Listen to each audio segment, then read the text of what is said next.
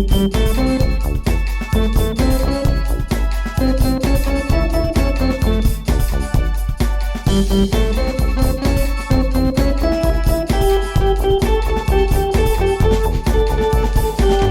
would seem as though. Hi. Oh my gosh. Hi. Merry Christmas. Merry Christmas and soon to be Happy New Year. Yeah. Welcome to another episode of It Would Seem As Though, the podcast where we talk about anything, everything, and nothing. Mostly nothing. I'm Vesta. I'm Annika. Are you Exhaustica? I am. I just got back, as you know, because you took me to the airport. Your world tour. My world tour of 3 whole days away from home. No, Friday, Gavin and I flew to Los Angeles. Sure. Yeah. And we came back yesterday. The City of Angels. Yeah, so we spent Christmas in LA, which let me tell you, Christmas in a place that isn't like traditionally snowy or rainy or cold is not the tea for me. It is weird. I didn't like celebrating Christmas in LA when I lived there, you know? But I had a really good time. Gavin's dad is a deacon, so we went to Christmas Eve Mass. We didn't go to at midnight, because that's fucking insane. I will say we were a little concerned that maybe you should wear something flame retardant. Yeah. Just so you didn't burst into flames when you walked into the church. Yeah, that didn't happen, though, and I learned a lot. You know, I know... Also, as I mentioned to you yesterday, your younger sister was really concerned that you, as a witch going into church, might have some problems. Listen to me. The Bible had witches. Let's talk about it. And they didn't always burn them. So it's fine. I learned a lot, okay? It was beautiful. And you know me. I am hypercritical of Christianity and Catholicism. Sure. You know, just historically and what they've done and what they stood for and whatever. And so it's hard for me. And I even told Gavin that. Like, one of the first things he said when he told me he was raised Catholic and that his dad was a deacon. The first thought in my mind was like, nope, you know, just because history, you know, and like I even have like religious trauma and I wasn't even raised religious, you know what I mean? But I have it from... Well, yes, but I remember when you went to church and you went to the Assembly of God Church. Yeah. Or as you called it, the Ass of God. The Ass of God, yeah. And some chimo told you that you were going to hell. And yeah. Like, me? Yeah. And it was just a lot of like very pointed language. I felt very singled out. So I have that. But yeah, I just historically like how Catholics and Protestants alike treated like Indigenous Americans and the pro-colonization that happens. It's just too much for me sometimes. But what I found out is a church that we went to, it's called St. Monica's, and it's in Santa Monica. Yeah, Go that figure. makes sense. And it's a pretty well-known church because... what is Martin Sheen? That's the father of Charlie. Yeah. He goes there. He was directing traffic outside St. Monica's once. Oh. What's his name? The Tom Brady, the football player who's married to Giselle or whatever, or was. They got married there at St. Monica's. And they have a very high-level priest called a Monsignor who's been there for 50 years. So he's the one who actually married Giselle and Tom Brady. So he got invited to every single Tom Brady game, whoever he played for. So the football people. The Patriots, I think, maybe. I don't really know. I make shit up. I don't know. But I know he played football. Yeah. So I know. I know who Giselle is, of course. Because that makes much more, impact in my world. Yeah. Glamour, beauty, fashion. And like Arnold Schwarzenegger used to go there, like it was, so a list of people. And so I was like, interesting. But I found out it's a very progressive Catholic church, and you know what I studied in college. You know, I'm very hypercritical of religion, of huge organizations, of systems of oppression. Like, I'm critical. So I was by the way, is shocking to me. I know. Well, I think it's important to be. But I went in there, was like hoping to hear some things that would make me feel just okay, because it was Christmas Eve, right? Sure. I'm not religious, but I do love the holidays. I love the lights. I love the joy. I love the songs. I love the movies. I love it all. And that doesn't halt at Christianity. Show me any religious holiday movie. Sure. Or no, just show me any holiday movie from your culture. I'm about it. I love it. Doesn't matter. So I go, and at first this girl, and I found out a lot of titles, this girl who was like the lead singer, she was the Beyonce, called the Cantor. Yeah. She got up and she was the Beyonce. She was the Beyonce of the group. And she got up and she was like, welcome to St. Monica's. And it wasn't a very huge mass, I guess, because they have like 7 masses a day on Christmas Eve. I don't know. And she was like, everyone is welcome, and then sang a song. And then they did the whole procession, and Gavin's dad walked in it, dressed in all of his frock and all of that, because he wears one, and the priest wears one, and all the servers, formerly known as altar boys. Okay. But yeah, everyone has a title. Did they change the title because of the bad rep? Years ago, though. Gavin said when he was in school, when he was technically a server, they weren't called altar boys anymore. Okay. Right, but I like ritual, right? I really like ritualistic things. I think it's cool, and I like watching everyone work as like a cog in a machine for the whatever it is, their belief.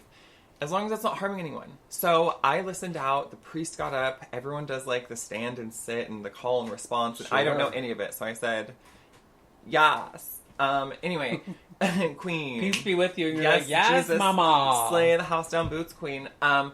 But the priest kept saying, he said things like, are you houseless? Are you an addict? Have you been divorced once or twice? Are you gay? Are you straight? Like, are you an immigrant? Like, he listed all of like these, lesser than outcast kind of people, and was like, all are welcome here no matter what. Like, I don't care if you are Catholic, no matter what your faith is, if you have no faith, you're welcome. And I was like, damn.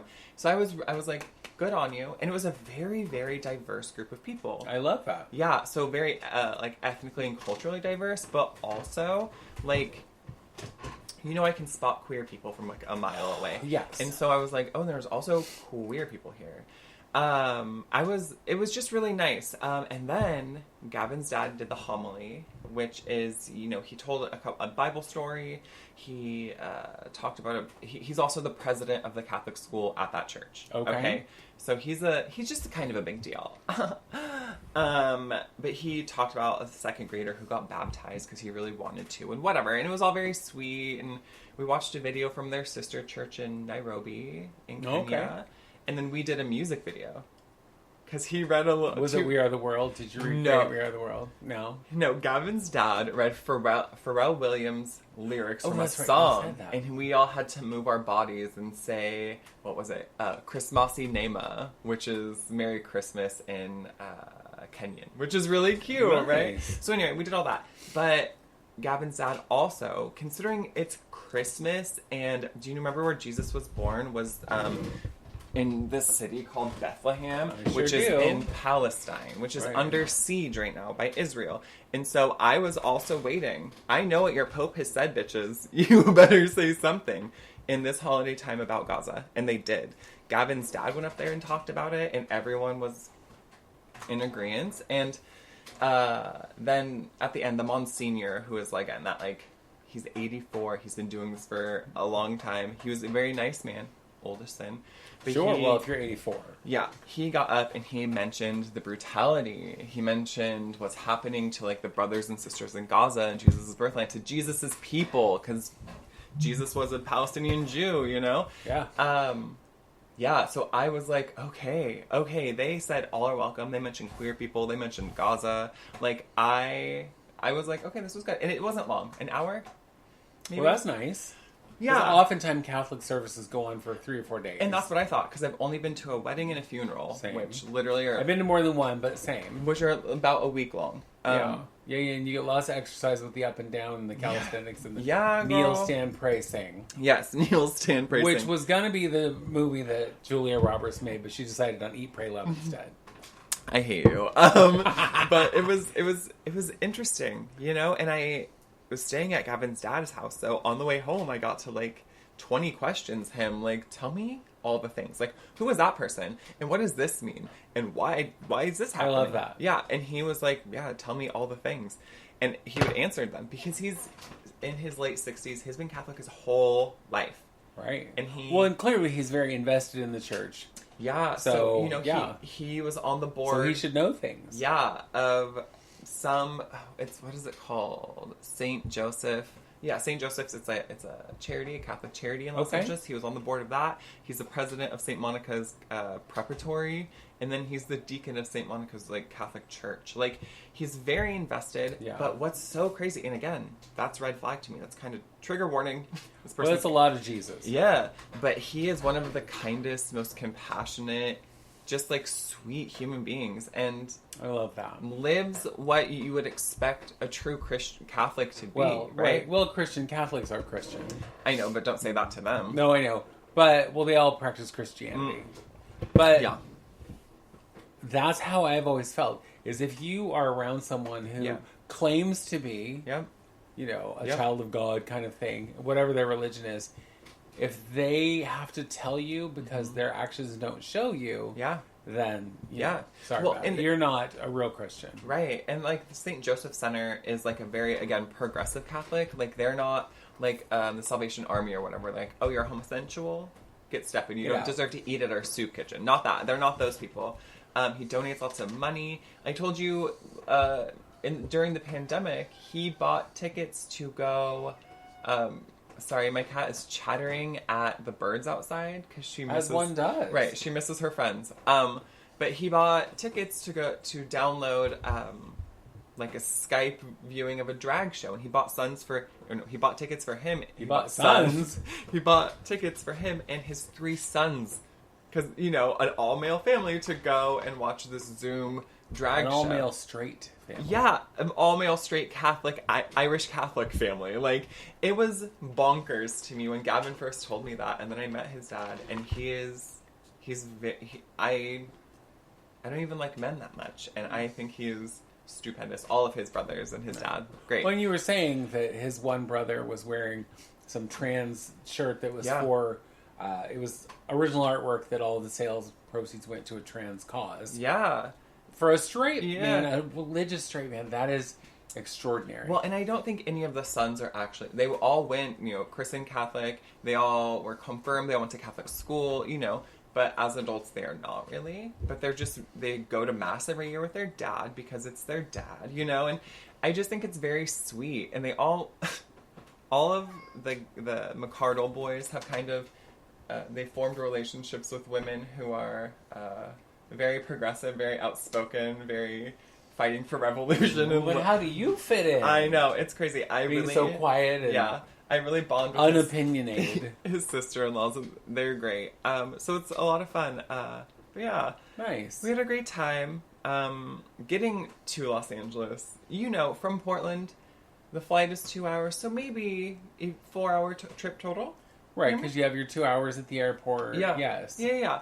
Getting through LAX, though, even in the best of times, is slow nightmare. And terrible. Yeah, and I flew on the Friday before Christmas, and we get to the airport. You drop us off at 3 o'clock at the airport. Our flight was 5:30. Well, it got delayed to 6:30, and I said, all right, well, we're here.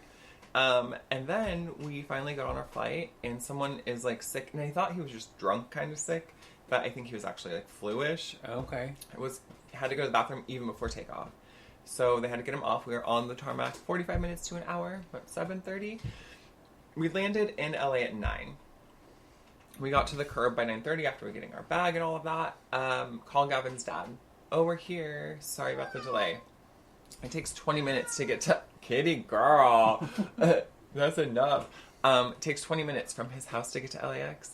He didn't get to us until 11:30 at night. We were at the airport for 2.5 hours. We didn't get back to his house until midnight. It was a 9-hour trip to get to Los Angeles.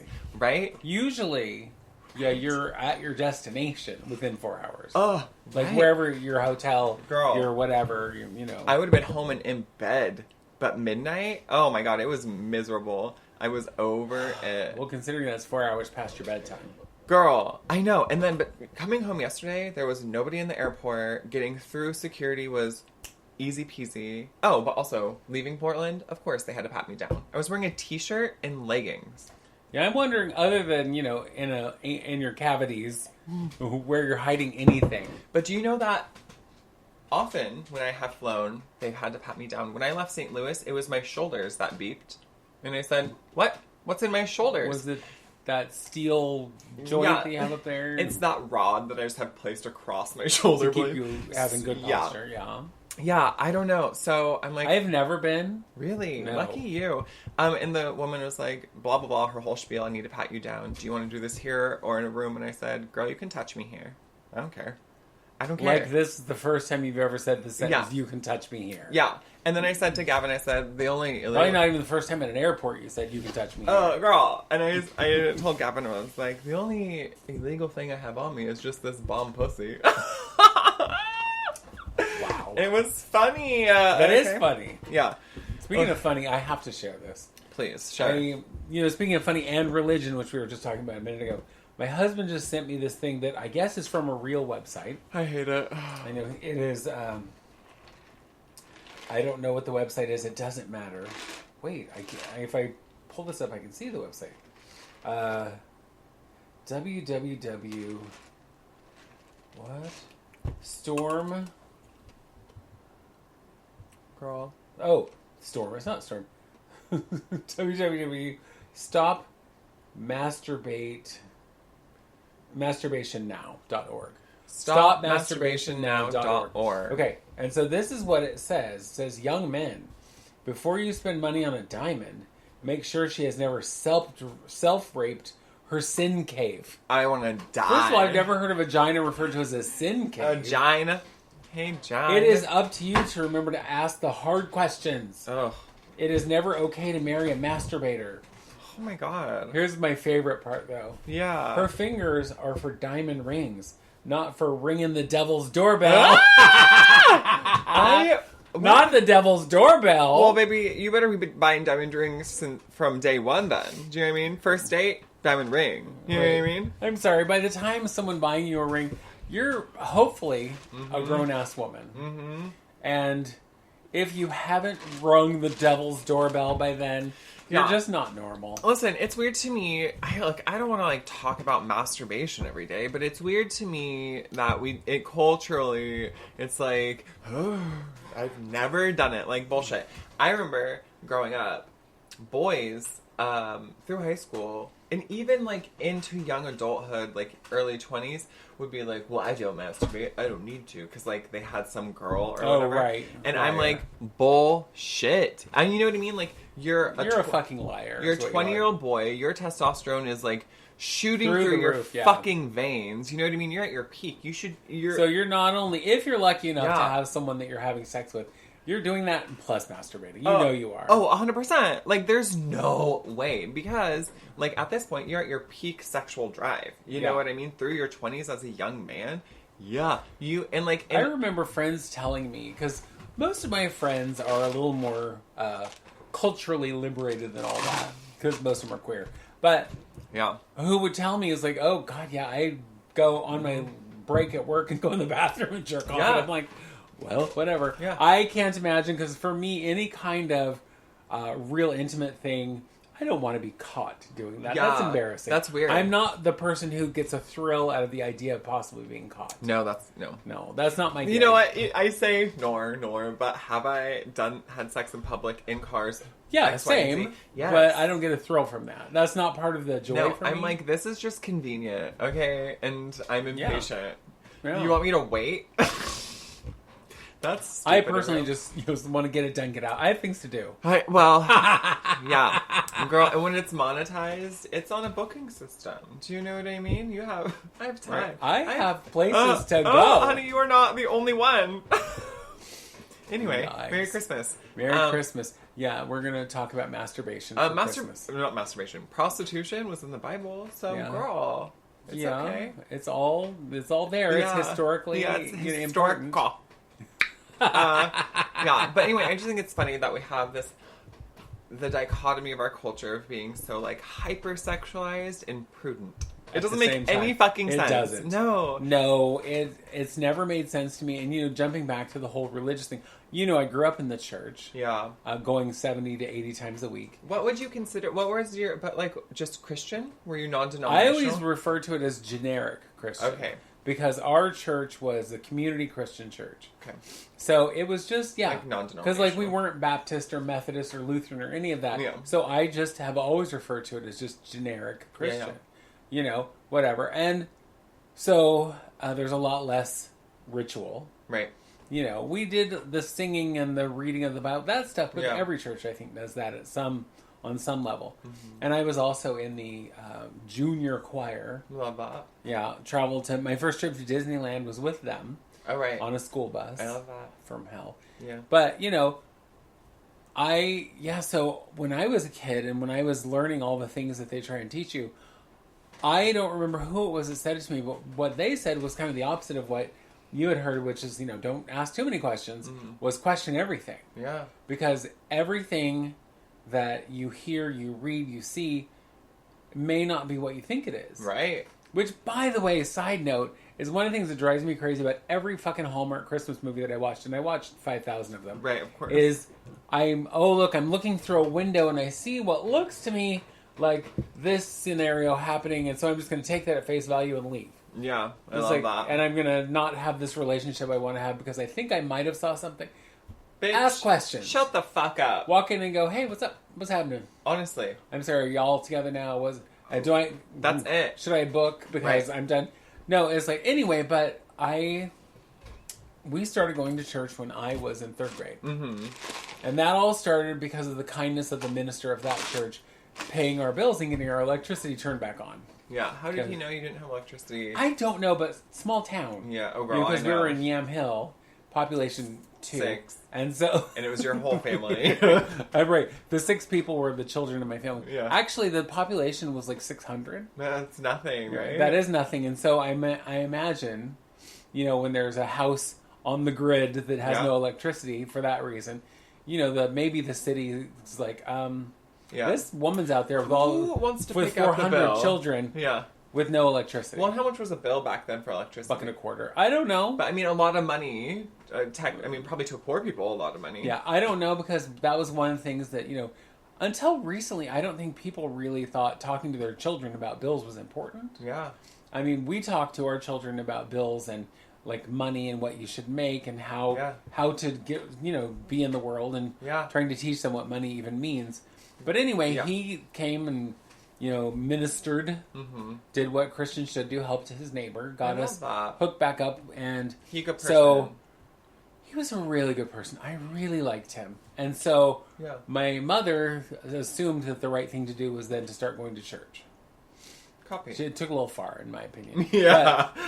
Could have just said thank you and written him a note. Yeah. You know. Yeah. But we started going to church 400 times a week on Sunday. And then we started going to Sunday night services as well, because there was always a morning service and an evening service. And the evening service was the more kind of casual. Okay. You know, it wasn't... And often it was like I don't remember what he's called, like the junior minister kind of. It's like, and that's not the right term, but whatever, who cares? Yeah. He would usually do the evening service, and then we started going to Wednesday night Bible study. Associate minister? Maybe. Yeah, I don't know. Then we went to Wednesday night Bible study. Wait, so Sunday twice. And once on Wednesday. Okay. And then, you know, there was, of course, Vacation Bible School. Right. Christian camp every year. Those are 2 different things. Yeah. So you'd go to Vacation Bible School. Is Camp Juanita? No, it's at your church. Okay. You go every single day for a week. And sometimes we would go to more than one church's VBS. And yeah, you do crafts, you learn lessons, you memorize scripture, you do... So there's fun stuff as well as church stuff. So 12 weeks of summer, and half of it was at camp, and the other half was at Vacation Bible School. Right. And then Christian camp, which was Wainema, which we would go to every year. And then we would also, once we were older, we would go there for our week and then volunteer a week. So you'd go for a week and volunteer a week, so you're there for 2 weeks? 2 weeks, yeah. Every summer? Every summer. Well, once we hit teens. Okay. Because you couldn't volunteer until you were a teenager. And so, But every day, you go to chapel. Yeah. Every single day. So there's church on, 7 days out of the 7 days you're there. Mm-hmm. There's other things too. Yeah. But it's, it's church camp, so there's a lot of church. So do you think you went to church just twice on Sunday and once on Wednesday? Yeah. For most of your life? Yeah. Well, for most of my growing up years, from 3rd grade until I graduated high school. So 10 years? 11 years? How old are you in 3rd grade? 8. So 10 plus? 10 years. Yeah. 10 years. So that's a lot. That's a lot of church. Yeah. 3 times a week. And then during the summer, you went to church almost every fucking day. Yeah, kind of. Well, if you figured it's probably a month. So 1 solid month of summer. Okay. We were going to church every day. But still. Even when we had VBS, we still went to like the evening service and the Bible study and the different things. So, yeah. So I was churched up to my eyeballs, my eyebrows. Girl. I don't have eyebrows anymore. They've fallen out. But, so it was always, I just remember early on in church that somebody who was part of the church, when we would ask questions, was like, oh, that's good. You should question everything. Yes. You should, because one, if you don't know something, you should ask. But if something doesn't sound right to you, you should ask, because they obviously were way ahead of their time, because they said, this is all someone's interpretation of what happened. Yeah. And if it doesn't make sense to you, how are you going to understand it if you don't ask questions? Girl. And I remember asking the mother of one of my friends who was apostolic, which is hyper, conservative, whatever. I was like, well, answer me this. And I asked her questions, and she was like, well, we're not supposed to question anything. Wow, yeah. You just accept it as your faith, and you believe what you're told. No, ma'am, I can't. No matter what it is. I mean, if you tell me something, I'm going to accept it as a fact. Sure. But if you're telling me this is how you have to live your life, why? Yeah, but I'm also not telling you. Says who? I'm not giving you prescriptive ideologies on how to live your life. I'm not telling you you need to have faith in what I'm doing and then not ever tell you what I'm doing. You know what I mean? Like, that's nuts. I do think, though, that asking questions to, like, this is how I've always formed relationships and trust with religious people, because I would ask questions to them about their religion. Yes. Like, I don't know anything. You tell me about this. Right. Because I want to learn. Pretend you're trying to convert me. But, like, whatever. I want to learn about it. That's how I've made Mormon friends and Jehovah's Witness friends, you know? Well, and I learned most of what I know about Mormonism from your first unofficial boyfriend, Lance. Who went to school with my husband. Yeah. Because when he came over for dinner one night... My unofficial boyfriend. Your unofficial boyfriend. Until you found out he wanted 10 children. And I said... And you're all, fuck that. I know. You're like, you're cute and all, but no. I was just a young teen. Right. In love with a hot man. I can't help it. I know. I get it. But one night when he came over for dinner, I was like, I would like to ask you questions about your religion. And he was like, of course, go ahead. And he answered all of my questions. His answers to me felt ridiculous.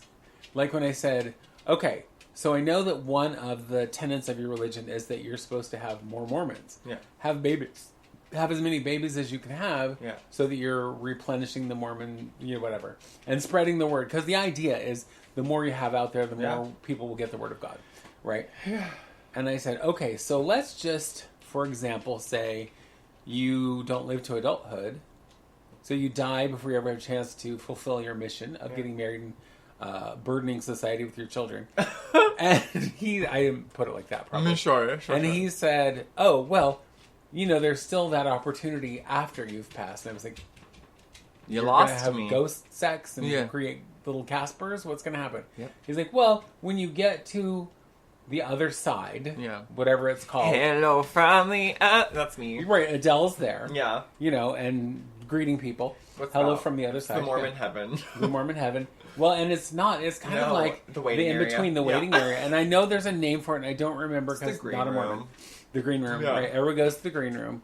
But in the green room, you have the opportunity to then fulfill your destiny, to continue to learn about God, to get married, to have children. I'm like, you're dead. I'm pretty sure that's not going to happen. You don't know, girl. That's but it's also sex. where with the baptismal of the dead, if you're getting baptized for your dead Uncle Joe... That's offensive. He then has the opportunity to accept Mormonism in his years of death. I find it offensive to baptize people after they're dead. I find it... Unless that person was actively going to your church and wasn't baptized yet, but they wanted to and they died, and you baptize them then, fine. But if you're like, oh, my good cousin Annika hates God, I'm going to baptize her. Right. Absolutely not, bitch, because you know what I'm going to do? I'm going to reject that baptism. I'm going to haunt you. And I'm going to go straight into the underworld, and I'm going to go find fucking Satan, and I'm going to rule, I'm going to kill you. I'm going to kill you dead. I'm going to make a portal through every mirror in your home, and I'm going to terrorize you for the rest of your days. So then when you talk about God, you sound crazy. Than you already are. I like it. Yeah. But that's how I found out about Mormonism. All the things that were interesting and all the things that were weird and whatever. Well, and that's what I love. But I find most religions are a little crazy. Well, but girl, like, that's the thing. All religions have a mythology. And people think... Right. You know what's crazy to me is people think about, like, the Greek pantheon and Greek mythology or Roman mythology as, like, cuckoo crazy. And I'm like, it's literally not, because that was, like, their religious belief. Yeah. Like, how you all are, like, venerating God and are on your knees in front of him, whatever, praying to him, your white Scandinavian God. They did that, the same thing. The religiosity of the ancient people was the same. It was just done differently. So when people think that's crazy, I'm like, have you read your mythology, bitch? Have you cross-compared your mythology to others? Because it is so hyper similar. So like, once you can find that moral high ground to point the finger and say you're fucking weird, then maybe. But bitch, what? You just cherry-picked everything and said... Well, that's the other thing. It's Greek light. That's the other thing that has always pissed me off, is the people who will throw some biblical, quote at you saying, well, God said this. Did he? Uh-huh. Because, first of all, you're taking what was written by people. Yeah. And as God's word, all right. But you're also taking it out of context. Mm-hmm. You're also, because Christians will tell you, okay, the Old Testament, that's dead. Mm-hmm. We now only go by the New Testament. Yeah.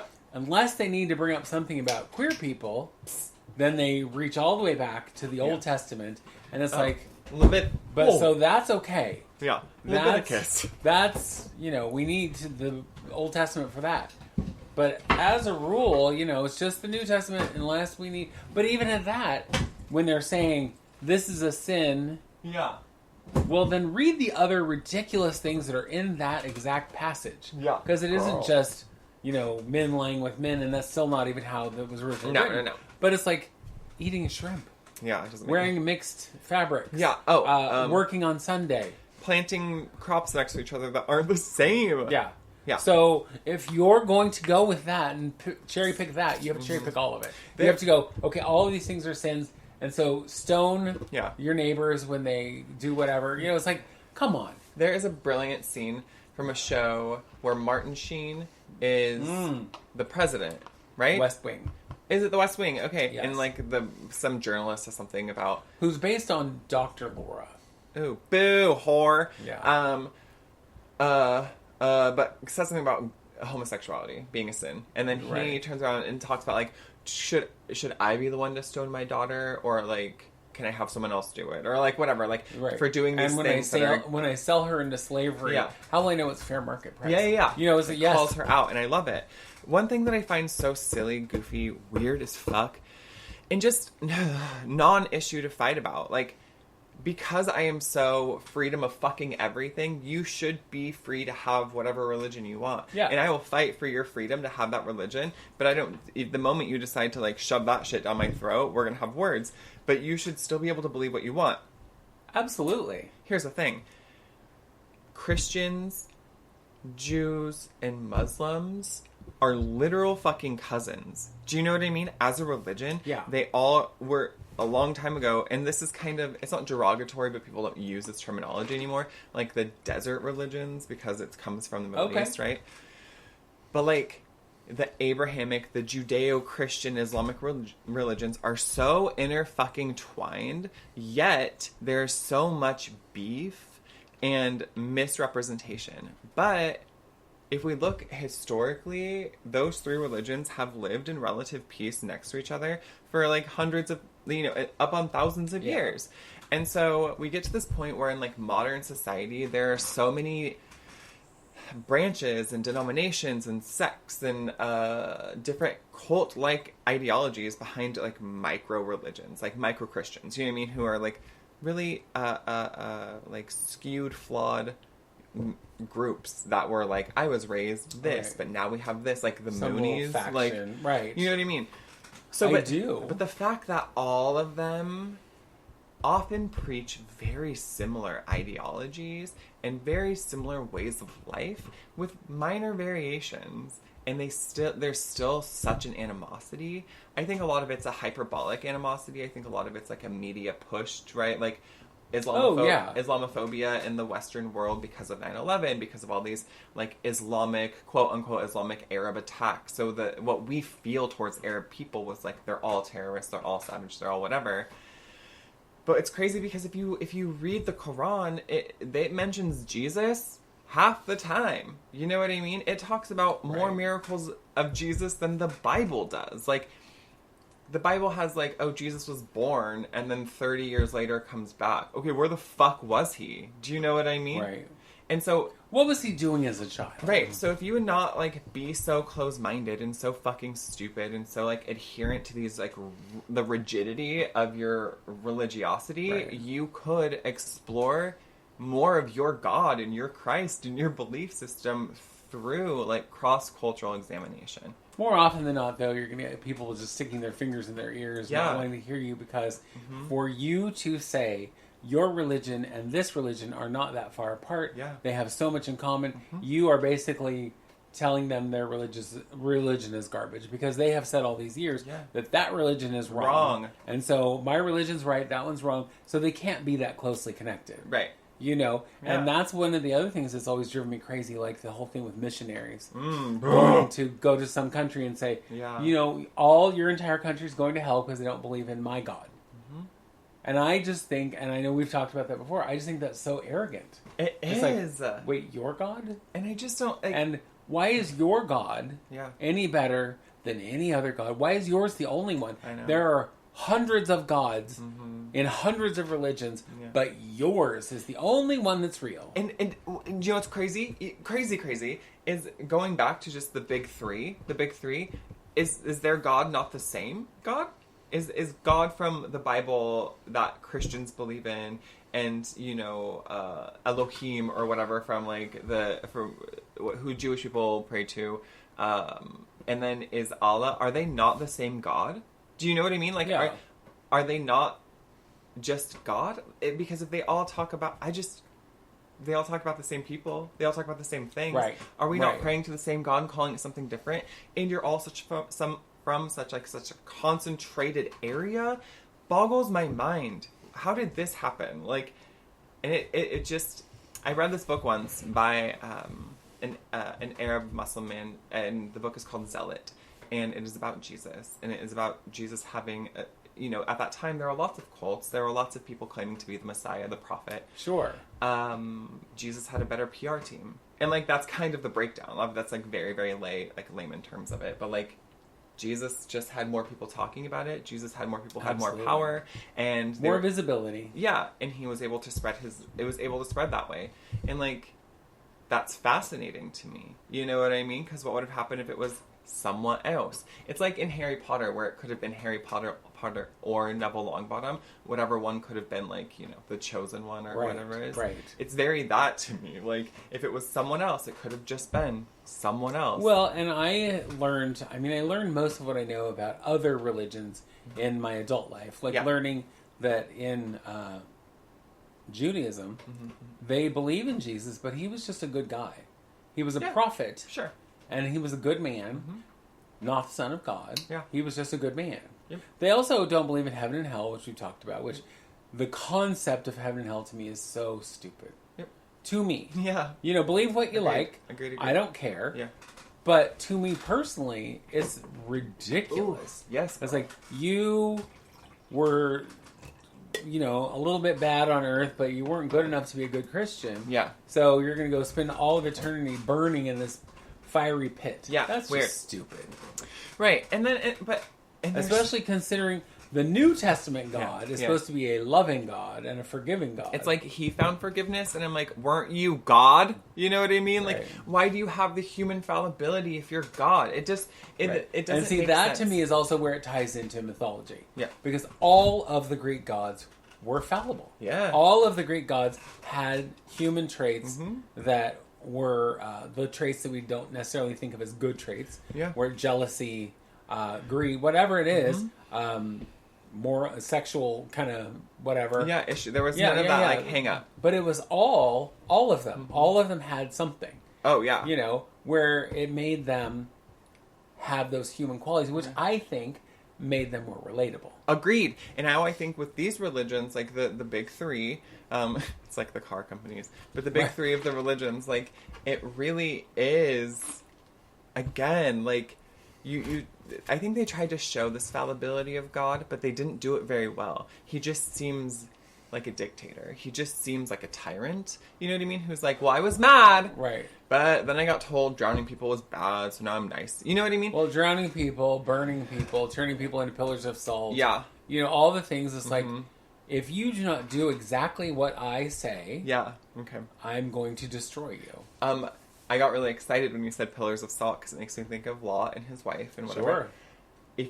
Okay, so I was watching a Muslim talk about that, and that story in the Quran and what it says about Lot's wife, because she did turn into a pillar of salt. But the reason being is because, you know, like, oh, she did turn around, she looked at her town, they turned her into salt. Okay. Right? But prior to that, it wasn't like she was just the victim, because she was like the whistleblower. She was the person who would tell like townspeople. She was the one who told the townspeople, we have these like guys in our house. Because her husband Lot would try and like harbor fugitives, would try and like, you know, that's what he did with the angels who looked human. And then that's when the townspeople came to, you know, R-word them, you know, and take them and sexually assault them, you know. And so it was like, in Muslim tradition, it was Lot's wife who was like, would tell the townspeople, oh, my husband's harboring, go get these people. Okay. So she was a snitch. Yeah, so she got this one last chance to be able to leave Sodom and Gomorrah, whatever town she was from, and not look back. And they said, don't look back. And she did. And she was already a bitch. You know what I mean? Like, whatever. So she was already salty, and then they made her real salty. Yeah, that whole story. But then after that, girl, ooh, and then daughters that story takes some really nasty twists. I know, and that's all you hear, though, is they got out. And then guess what? His daughters got him drunk and then slept with him. But it is that whole kind of moral dichotomy. It's like the Old Testament, God's mad, jealous, vain, angry.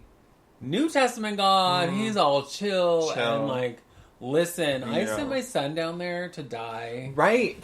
So we're all good. You're covered, your sins, you're washed in the blood, blah, blah, blah. Well, you no longer have to sacrifice animals to me. Because you killed my son. Because I killed my son. I hate it. I just fucking hate that. And that whole thing doesn't make a lick of sense to me either. Okay, I don't understand the trilogy as it is. It doesn't make sense that God is three separate entities. Well, that depends on what you believe. Sure, some people don't. Sure.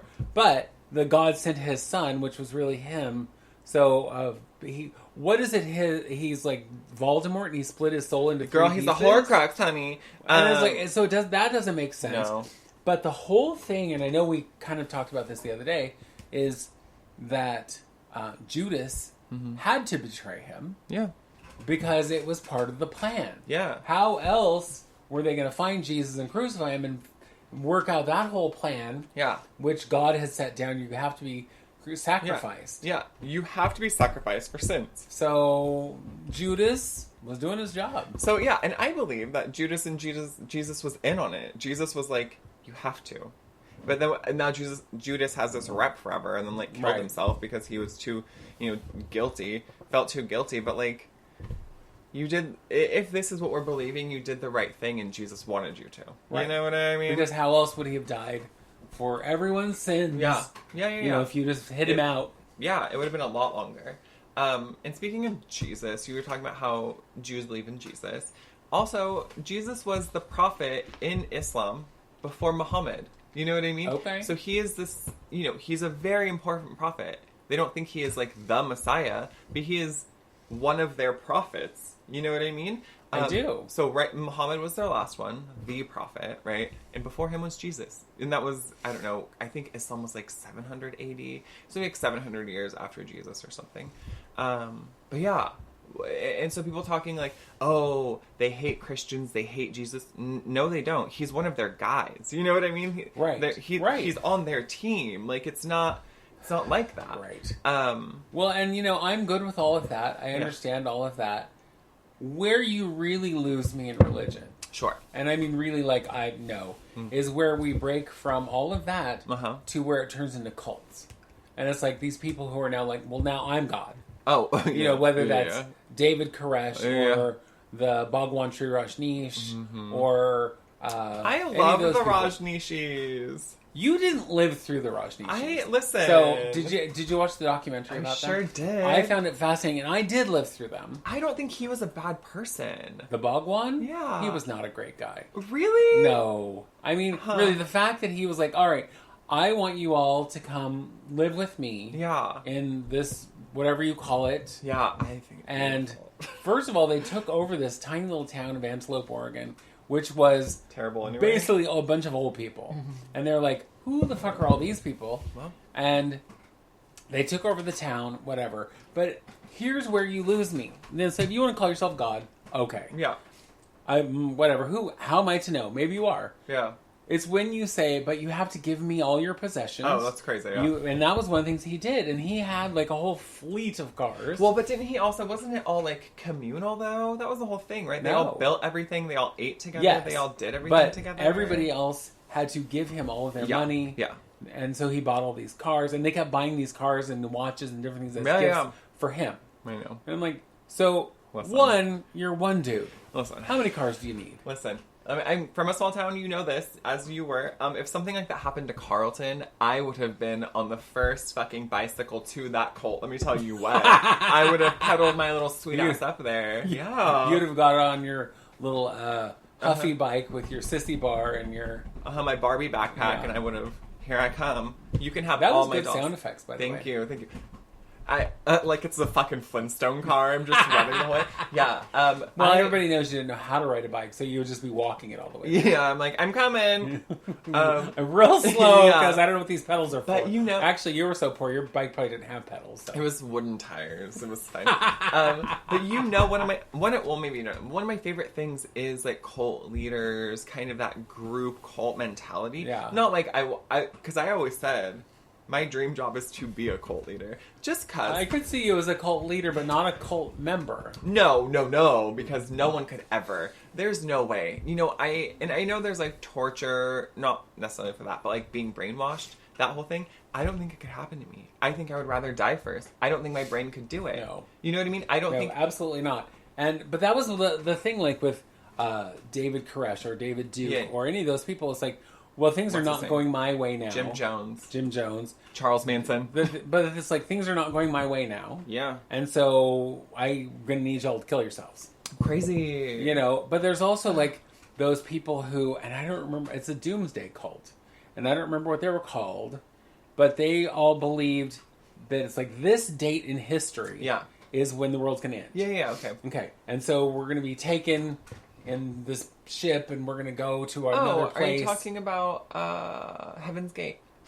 Exactly. Where they all or castrated. Yeah. All the men castrated themselves. They all wore Nike shoes and covered themselves in like a, what is that called? Like just like a blanket. That's not like a shroud. Shroud. Yeah. And then, but they also had to give away all their possessions. Yep. Here's my thing. Yeah. All right. So the world's going to end January 2nd or whatever. Yeah. Okay. And you're going to be taken to wherever, Valhalla, I don't know where you're going. Yeah. But to your own planet. Sure. I don't, what the fuck ever. Why do you have to give away your stuff? Who are you giving it to if the world's ending? Yeah. Honestly. And if you're giving it to the cult leader, why the hell does he need it? Okay. Because he's going with you, allegedly. Mm-hmm. And so the world's ending. Yeah. The world's ending, I'm giving you all my possessions. Yep. But you're going to die too. Yeah. So why do you need my... So my thought would be, you know what, I'm just going to hang on to them. Yeah. Just in case. Because on January 3rd, if I'm still here and now I don't have a car, I have no bank accounts, I have no whatever, I'm going to be fucked. And that's, of course, what happened. Yeah. Is that they were like, oh, well, we were off, we read all those calendars and... We were off by this much time. Yeah. And then the second date came and went and nobody went anywhere. And then it was like, what is wrong with you people? Yep. You clearly are buying a bill of goods that doesn't mean anything. You need something to live for, but what you are living for is not it, hun. No. No. And that's like the whole thing with the Aztec calendar. Do you remember when everybody was like, well, on this date on the Aztec calendar, right, on 2012. 12/21/2012, yeah. Yeah. We're all going to die. The world's going to end. Remember Y2K? Oh, God, do I remember Y2K. Yeah. But it was like, oh, I know we said 2012, but it seems, though, that we misread that Aztec calendar, funny enough, right. and it's now this time, and it's whatever, and it's like, it's going to be what it's going to be. Yeah. Is the world going to end? Absolutely. Is it going to end today? No.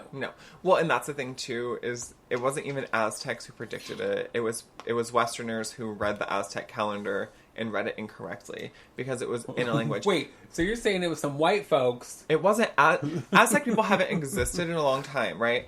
And so their technical name is the Mexica. It's spelled like Mexica, but it's Mexica. Mexica. Colonizers didn't like Mexica because it looked too much like Mexico, right? So they started calling them Aztecs.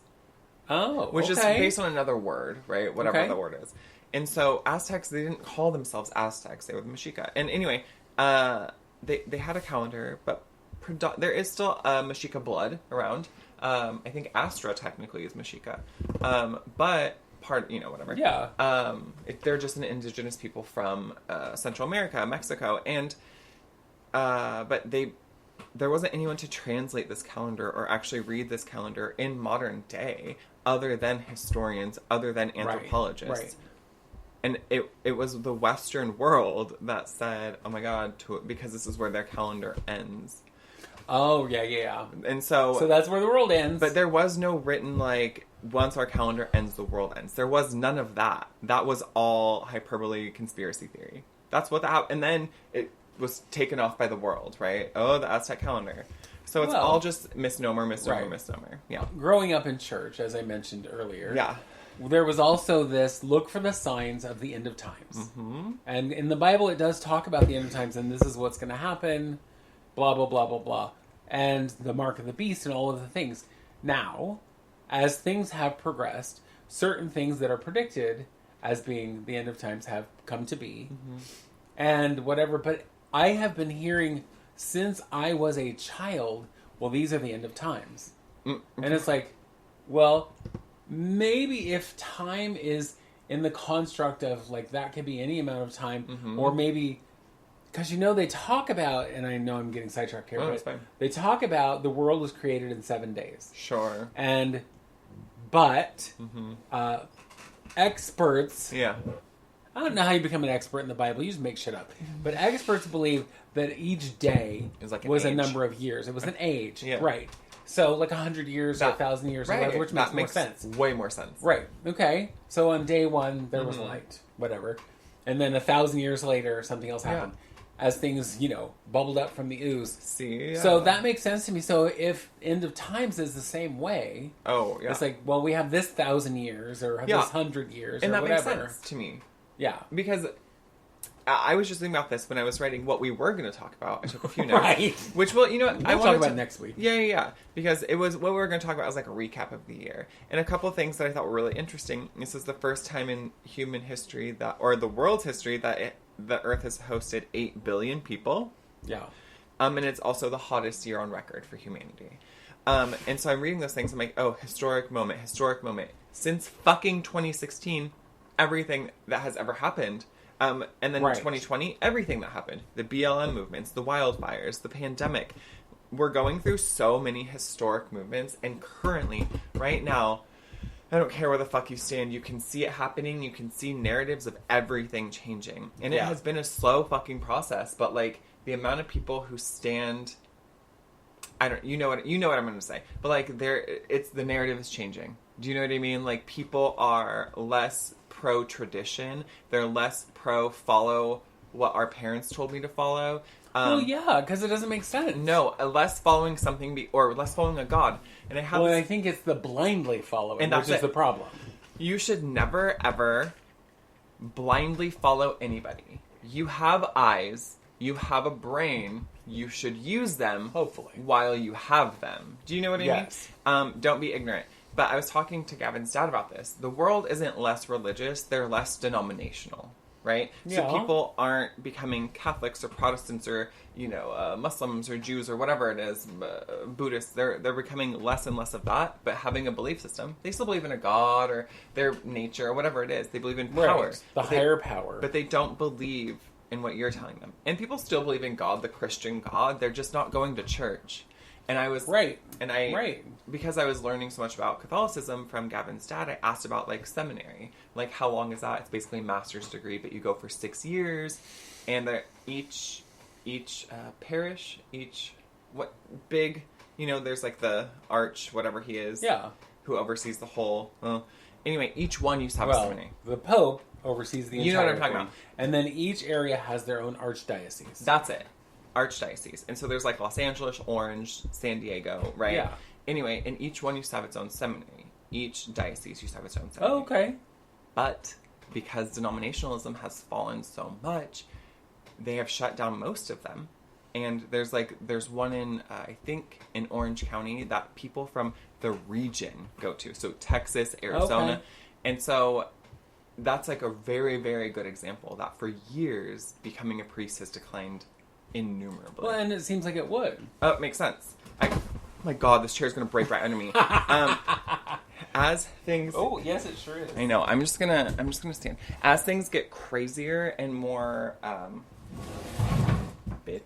as things get more advanced, more technological, more... Not secular, but people give a shit again about the collective, about humanity, about their neighbor, which is what the tenets of most religions are. But we're getting to this point where people aren't following their parents, their traditions, their religions, their culture, because they value others, right? Everything is very intersectional. We're in America, we're not Israeli, we're not Palestinian, we're not even Arab, we're not Muslim, but all I can fucking talk about and think about is this, the occupation in Palestinian land.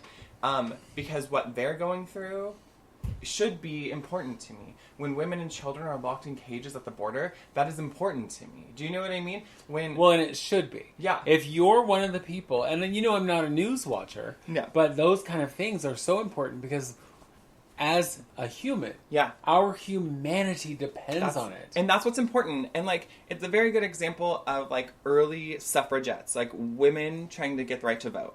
White women, right? Well, sure. And so they were all abolitionists. They all hated slavery. They all wanted it to be gone. They were anti-racist. But until the 15th Amendment or 14th Amendment, where it said black men were actually men, but that didn't include black women or white women. So basically it said white men, black men, white women, right? So white women are but we're white. We should be above the black men. Even these suffragettes, even these women who are we're for liberation, but then you were for liberation of white women, not black men, not black women. So then instantly these women who had fought for abolition and fought against slavery were now we're leaving you behind because we're fighting for our own cause to be women, white women, to get the right to vote.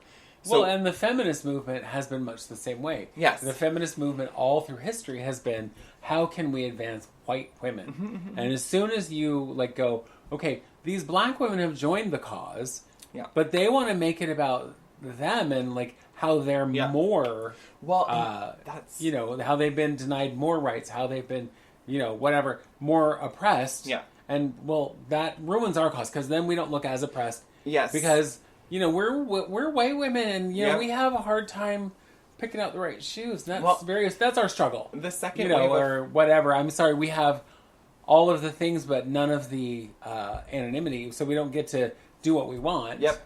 Well, and the second wave of feminism was in 1950s, 1960s, and white women did what? They stayed at home, they cooked food, they went shopping, they catered to their husband and their children. Yes.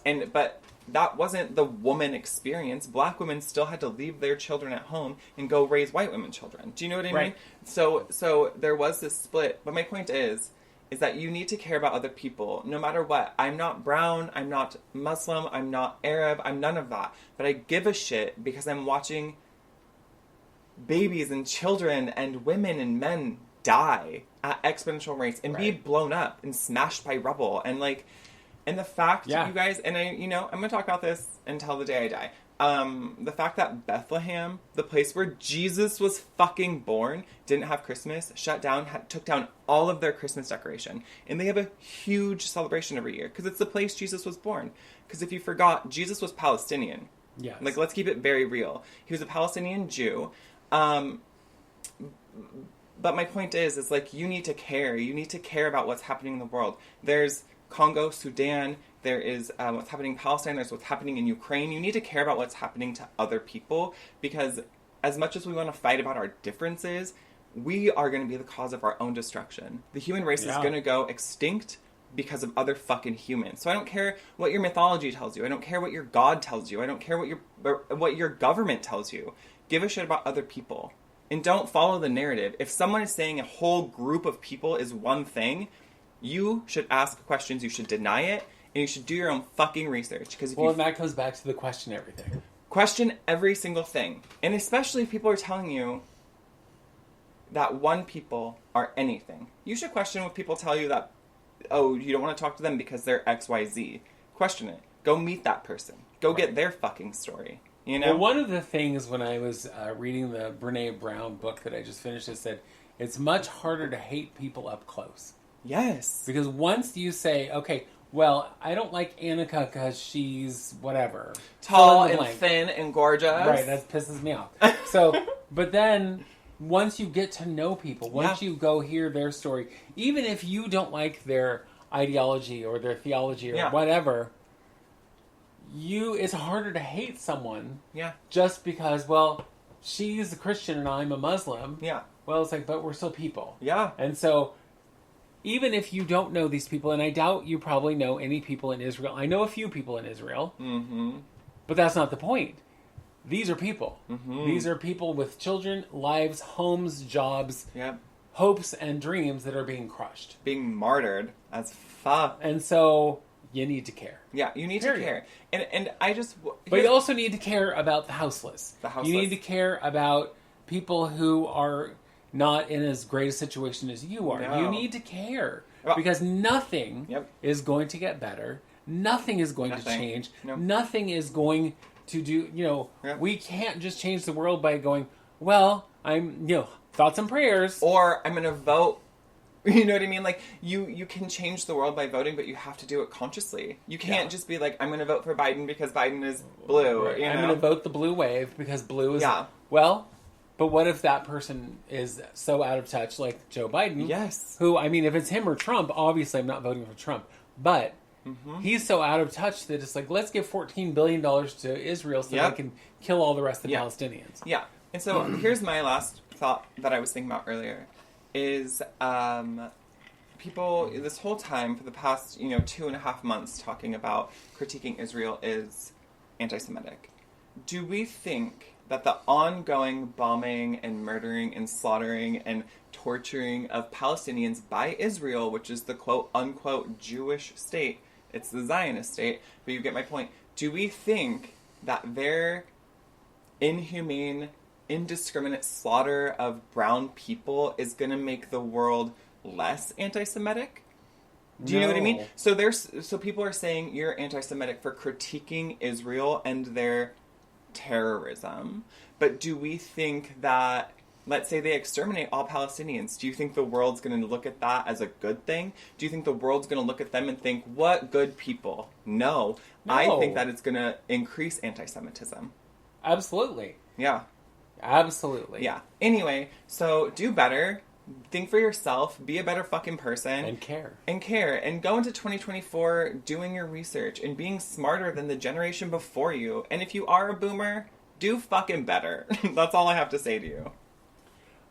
My thing about that, specifically, the going into the new year, you know how many people make New Year's resolutions and then, of course, don't do anything about it, don't keep them, don't whatever. Yep. Instead of making a resolution, choose to be better. Choose to, even if you just choose to improve one life. Maybe that's it. Go, I see this homeless person every day. I'm going to try and help them. Yeah. Even if I'm going to give them some food. I'm going to ask them, what do you need? Yeah. Yes. Instead of just, here's $1 out my window. Yep. Because that'll change their day. It's not going to change their life. find someone whose life you can make better in some way and care. Yeah. And if your way of caring or changing the world is sending a check to another country, volunteering for a charity, whatever it is, think outside yourself for at least a little bit. And I'm going to say this about that. I have, for the last, how old am I now? For the last 40 years, have worked with charitable causes to raise money for different things, whether that was for AIDS research, whether it's to send queer kids to school, whether it's for whatever. I have been doing that for 40 years, have taught my children the same thing, and still I don't feel like I do enough. So do better. Do something. Yep. And on that note, we are going to get out of here, and we never even came close to our topic, which we'll just do next week, because next week we'll be in the new year. Yeah. So we'll wrap up the last year, kind of talk about some important things that happened in the last year. But, make the resolution to just do better. Yep. All right? All right. All right. So, send us your thoughts and share, your subscribe, thoughts and prayers. Send me your thoughts and prayers at itwouldseemasthough@gmail.com, and we will be here every week. We are just a few weeks away from starting season 3. Woo! I know. And so stick around. Yeah. Invite some friends. Stick around. Stick around. And we'll talk to you next week. Okay, bye. Bye. It would seem as though